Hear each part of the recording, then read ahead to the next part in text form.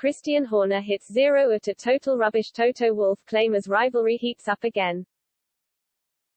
Christian Horner has insisted that Red Bull will not be hampered by the FIA's new directive on porpoising by launching a thinly veiled dig at his Mercedes rival Toto Wolff.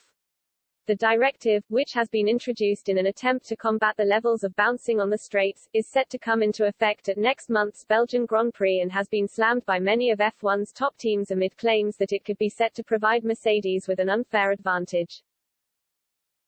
The Silver Arrows have struggled with the problem to a greater degree than any other team and have already suggested that Red Bull and Ferrari could be forced to make changes as a result of the new rules.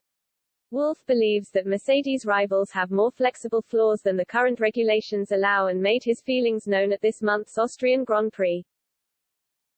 I think so. I haven't been able to squeeze the skids of certain teams. We're looking at our competitors, Wolff told Sky Sports F1 when asked if he felt Red Bull and Ferrari were circumventing the rulebook by implementing flexi floors. Red Bull have consistently defended the legality of their car, though, and have passed all FIA checks up to this point in spite of Wolff's accusations. Horner has since dismissed any claims that his team are not following the regulations in an apparent jab at his Mercedes counterpart before giving his opinion on the new directive ahead of its introduction next month. "That's total rubbish, absolutely no issues or concerns on our floor," said Horner before joking that Wolff was referring to the cars around him at the moment in a jibe at Mercedes' sub-par performances over the course of this year. The technical directive is obviously focused on the bouncing and the porpoising which certain cars have struggled with. Obviously we saw at Silverstone, no cars were really affected by it.